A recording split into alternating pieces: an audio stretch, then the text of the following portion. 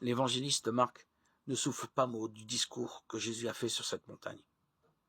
Matthieu, qui lui est postérieur, amplifie son évangile. Le discours n'apparaît qu'avec lui.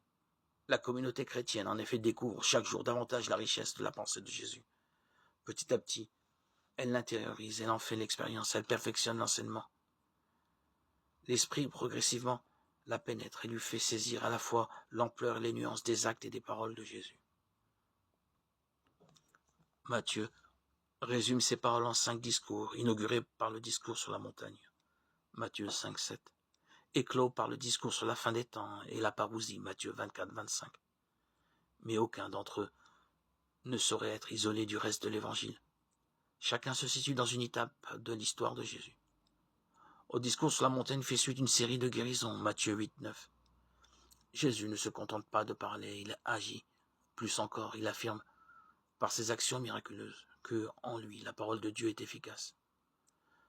Le royaume annoncé est pour aujourd'hui l'aujourd'hui de tout homme. Le royaume de Dieu n'est pas une promesse vague, il réalise ce que Jésus annonce. Il apporte la vie. En Jésus, Dieu a réussi son œuvre. On peut rapprocher le plan révélateur de Matthieu de 2 passages de Luc où Jésus expose en clair son dessein. Jésus se présente comme le réalisateur des promesses. Luc 4, 16, 22. Il se fait reconnaître au signe de la bonté et de la tendresse de Dieu.